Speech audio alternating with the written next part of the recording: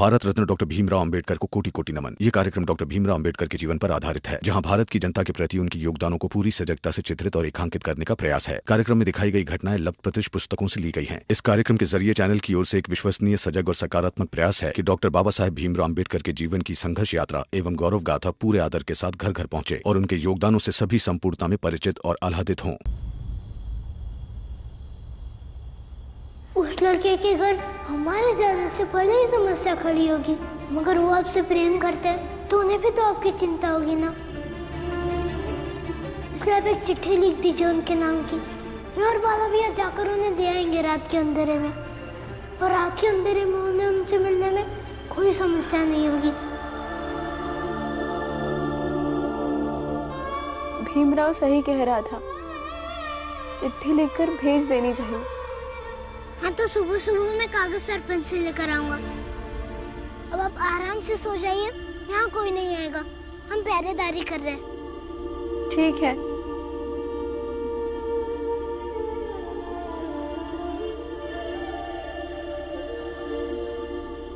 महाराज, वो औरत बोल सकती है, लेकिन हमसे झूठ कहा गया कि वो गूंगी है। इसमें अचंभित होने वाली कोई बात नहीं है। सत्य और मिथ्या कोई भी व्यक्ति कभी भी बोल सकता है। जैसे कि तुम मिथ्या बोल रहे हो। नहीं महाराज, कि तुम वहां इस बात का पता लगाने गए थे कि वो लड़की बोल सकती है कि नहीं, बल्कि तुम्हें तो वासना की आग ले गई थी वहां। क्षमा करें महाराज, क्षमा करें। मदिरा पान के बाद अक्सर मनुष्य अपने होश को खो बैठता है और बेहोशी में कोई ढंग का काम नहीं कर सकता। महाराज, हमने अपने एक आदमी से कहा है वो आसपास के गांव में जाकर पता लगाए कि वो लड़की कौन है और कहां से आई है। हाँ, तो कर लो पता, क्योंकि कोई तो खामोश है। या तो वो लड़की खामोश है, या भीमराव के परिवार वाले खामोश है, और हर खामोशी के पीछे कोई तूफान जैसा राज होता है।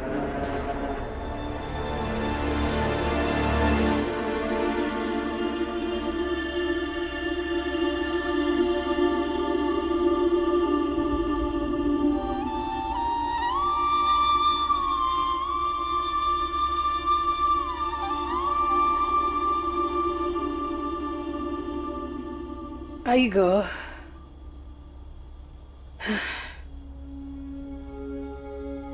काम का कुछ हुआ?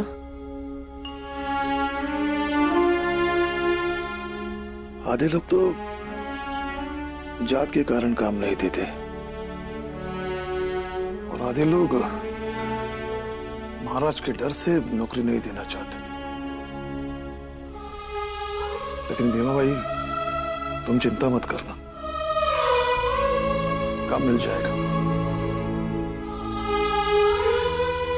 एक बार सेठ जी ने बताया था कि गोरेगांव के पास कुछ काम है, कल वहां जाकर देखता हूं। लेकिन वो जगह तो बहुत दूर है यहाँ से। हाँ, लेकिन मर्द के लिए वो हर एक जगह नजदीक लगनी चाहिए जहां उसे रोजी रोटी मिले।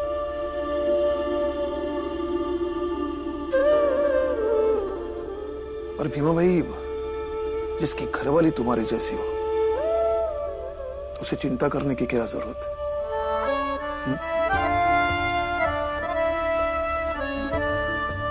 जाओ, तुम सो जाओ, मैं बच्चों के साथ पहरेदारी करता हूँ। आप भी थक गए होंगे ना? हाँ, लेकिन आप नहीं मानेंगे। जाइए। एक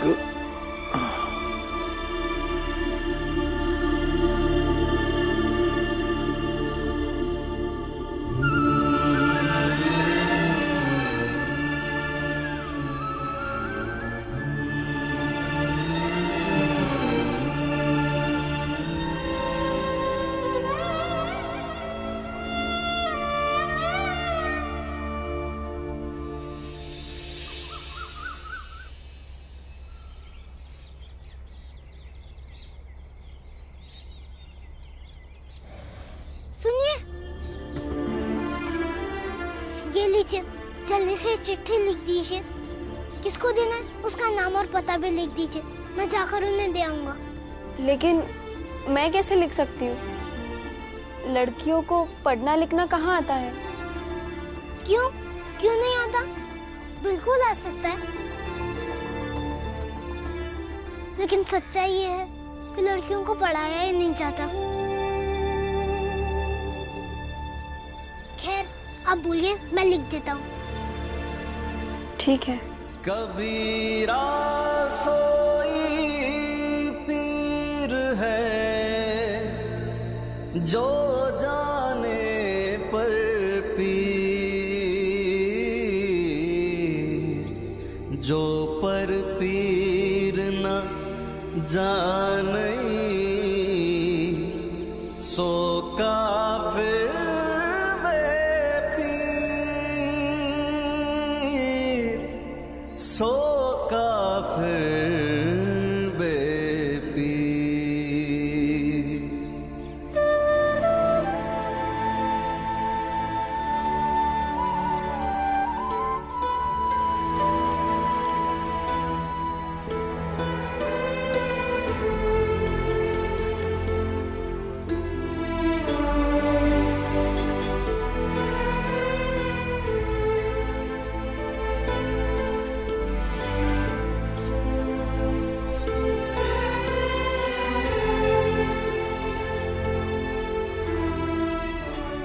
आपने जो पता लिखवाया है वो तो पास में ही है, मैं और बाला भी यहाँ जाकर दे आएंगे।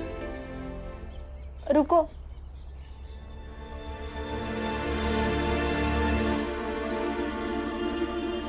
चाय पीते जाना। मैं चाय नहीं पीता, वैसे चाय के लिए पूछने के लिए शुक्रिया।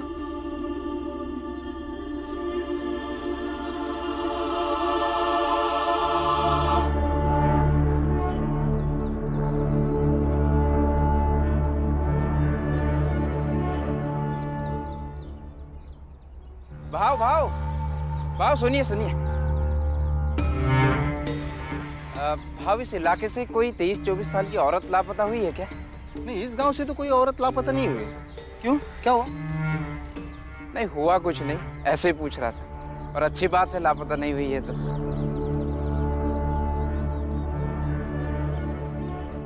बाला भैया, हमें इस बात का ध्यान रखना होगा कि उस लड़के के गांव हम जब भी पहुंचे, मगर उस लड़के के घर हमें रात में ही जाना होगा। हाँ, और मैंने रात के लिए कंबल भी ले लिए और आई ने रास्ते के लिए खाना भी दिया है।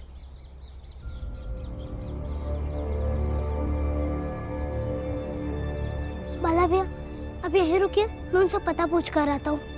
नहीं, पता पूछने के लिए मैं जाता हूँ, क्योंकि यहाँ पर किसी को भी हमारी जात के बारे में पता नहीं चलना चाहिए। और तू तो झूठ बोलेगा नहीं, यहीं रुक।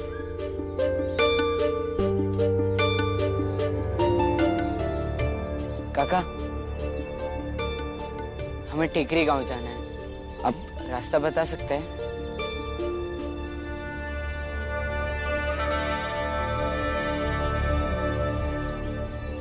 यहाँ से दूर है, सीधे चलते जाओ। आगे कुछ देर बाद एक तालाब आएगा, उस तालाब से बाएं मुड़ जाना और आगे किसी से पूछ लेना। ठीक है, धन्यवाद। चलो बाला भैया।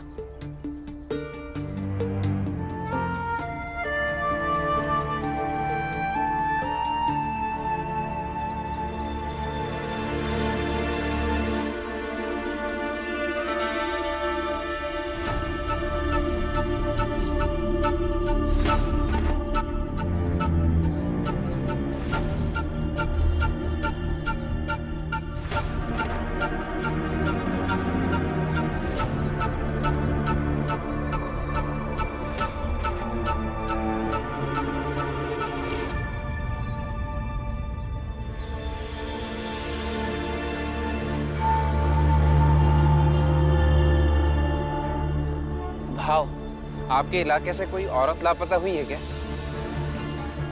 नहीं? लीजिए, धन्यवाद भाव।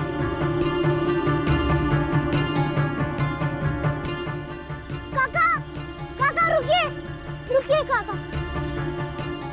काका, टेकरी गांव, मालन घाट, नंदेश्वर मंदिर, सहयाद्री बाबा, ये पता बता दीजिए। टेकरी गांव तो यही है, यहाँ से थोड़ी दूर दाएं चलो, मालन घाट पहुंच जाओगे। फिर वहाँ किसी से नंदेश्वर मंदिर पूछ लेना, पास में ही है, थोड़ी दूर पे। शुक्रिया काका। माला भैया, कुछ देर हम यहीं रुक जाते हैं, शाम होने पर चलेंगे।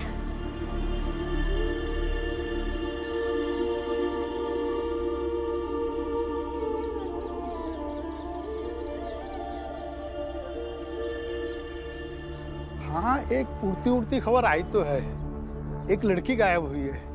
यहाँ से कुछ दूरी पे टेकरी गांव, आप वहाँ जाइए, शायद आपको वहाँ मिल जाए।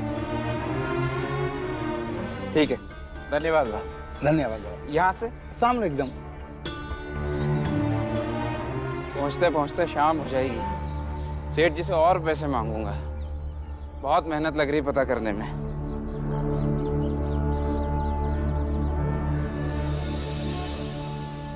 माला भैया, अंधेरा होने को आया है, अब हम उनके घर चल सकते हैं। हाँ चलो।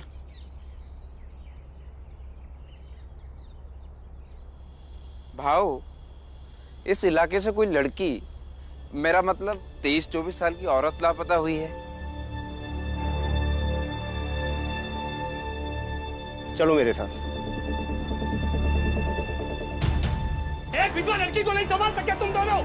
पड़ोसी गांव के लड़के के साथ आधी रात को भाग गई, अब तुम दोनों को पता तक नहीं। हमें पता नहीं था, वरना गला दबा के मार देते अपनी बेटी को। अरे शुक्रगुजार रहो ईश्वर का, तुम्हारी लड़की जिस लड़के के साथ भागने वाली थी ना, उसे उसी के गांव वालों ने पकड़ लिया और तुम्हारी लड़की तक पहुंचने से पहले उसे मार के फेंक दिया। लेकिन अब सवाल ये है कि जब लड़का लड़की तक पहुंचा ही नहीं तो लड़की गई कहां?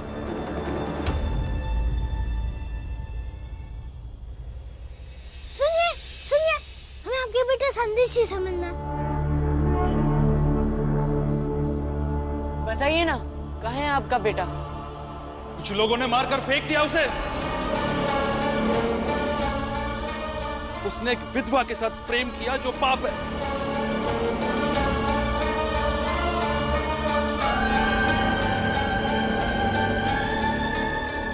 और इसलिए मरने से पहले हमारा उसका रिश्ता टूट गया। अब तुम लोग जा सकते हो। आपके बेटे ने कोई पाप नहीं किया था,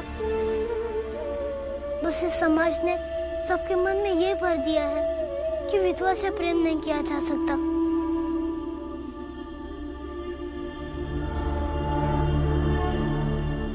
मैं उसकी माँ हूँ, पर शर्मिंदा हूँ कि ऐसे अधर्मी बेटे को पैदा किया। बहुत अच्छा हुआ जो समाज वालों ने उसे मार डाला, नहीं तो शायद मैं ही उसे अपने हाथों से मार डालती। आप लोग जा सकते हैं, जाइए। अरे चलो बाला भैया, हमें जो पता करना था हमने कर लिया, चलो।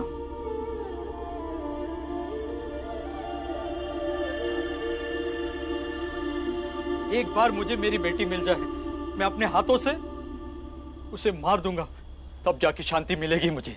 हाँ। अरे मिल तो गई, अब बस उसे जाके मारना है आपको। ये भाई साहब पूछ रहे हैं उस लड़की के विषय में। आपकी बेटी हमारे गांव सातारा में है और वहां पर छोटी जात वालों के बीच रह रही है।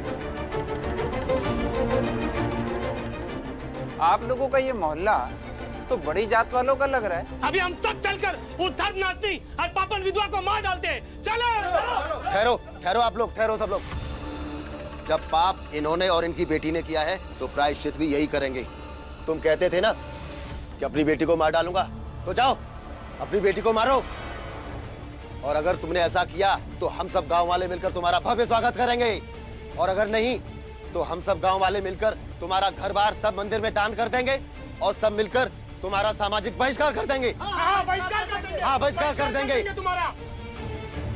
हम कसम खा के जाते हैं, लौटेंगे तो अपनी बेटी को मार कर, वरना यहाँ कभी लौट के नहीं आएंगे।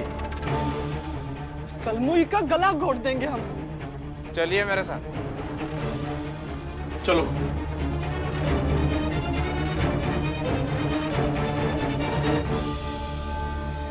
मार डालेंगे उसे। उसने जो पाप किया है उसका एक ही प्रायश्चित है। अरे समाज में मुंह दिखाने लायक नहीं छोड़ा उसने, ना ही हमारे धर्म का ख्याल किया है। ऐसी कलंकिनी बेटी भगवान किसी को ना दे। आज की रात उसकी आखिरी रात होगी। बस अब ये सारी बातें उस भीमराव और उसके घर वालों तक उसे मारने से पहले नहीं पहुंचनी चाहिए, वरना वो लोग ढाल बन के खड़े हो जाएंगे और फिर उसे छूना भी मुश्किल हो जाएगा। अरे वो हमारी बेटी है, उसे मार डाले या हमारे साथ घर ले जाएं। ये छोटी जात वाले होते कौन है हमें कहने वाले? उनका क्या हक बनता है हमारी पापन बेटी पर? हाँ, आपकी बात सही है, हक कुछ नहीं बनता है, लेकिन यही तो समस्या है उस परिवार की। है छोटी जात के, लेकिन बड़ी जात वालों के हर काम में टांग अड़ाते हैं। और सबसे ज्यादा बदमाश तो छोटा वाला भीमराव है। अरे टांगे तोड़ के ना फेंक दूं मैं उस भीमराव की। हाँ, हाँ? चलिए।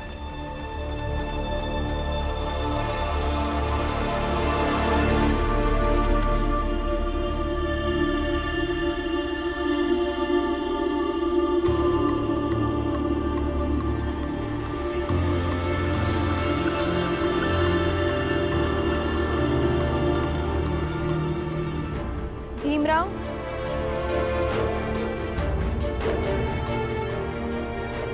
भीमराव,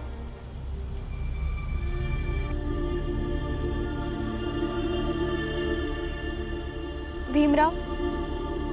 विवाह आया नहीं अब तक, लेकिन आप चिंता मत कीजिए, आ जाएगा। बाला है उसके साथ, आ जाएंगे दोनों। हाँ, किसी चीज की जरूरत हो तो बता देना। नहीं, बस थोड़ी परेशान हो रही हूँ। पता नहीं संदेश मिला भी या नहीं।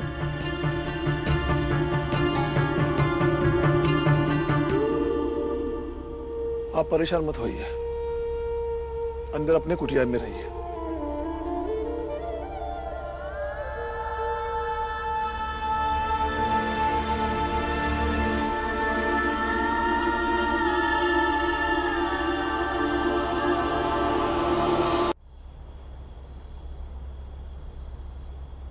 मामी, भीम हमेशा से ऐसी है क्या?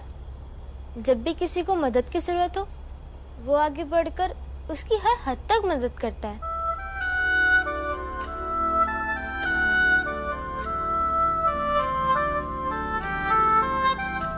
हाँ, ऐसा ही है विवा।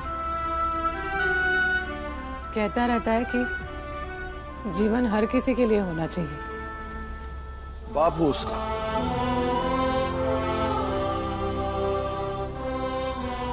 लेकिन कई बार मैं उससे ही सीखता हूं और कई बार सोचता हूं अगर मैं बचपन में भीम जैसा होता तो शायद कुछ बदल देता। लेकिन उम्मीद है हमारा बेटा भीम बहुत कुछ बदल देगा। हाँ मामा, देख लेना, भीमराव एक दिन बहुत बड़ा आदमी बनेगा। और सच कहूँ तो मैं सोचती हूँ अगर मेरा घर नहीं जलाया होता तो मैं आप लोगों से, भीमराव से कभी मिल नहीं पाती। और भीमराव से मिलना मेरे लिए किस्मत की बात है।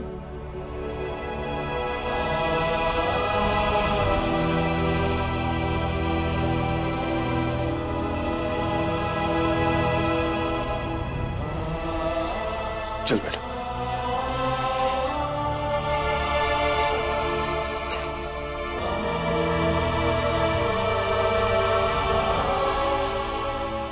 भीम, ये तो उस लड़की के लिए बहुत अजीब स्थिति हो गई। अब ना ही उसके घर वाले उसे स्वीकार करेंगे, और जिसके भरोसे उसने अपना घर छोड़ा था वो तो अब इस दुनिया में ही नहीं रहा। अब उसका क्या होगा? बाला भैया, कुछ तो होगा और अच्छा ही होगा।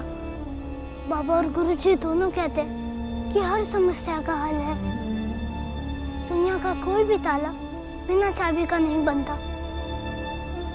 अब इस समस्या की चाबी कहाँ है फिलहाल ये तो नहीं पता, मगर हमें हर हाल में गाँव वालों से ये सारा सच छुपा कर रखना होगा, क्योंकि जैसे ही इन्हें पता चलेगा कि वो विधवा है और किसी के साथ भाग रही थी तो बहुत बड़ी मुसीबत खड़ी हो जाएगी। सब लोग उन्हें मार डालेंगे।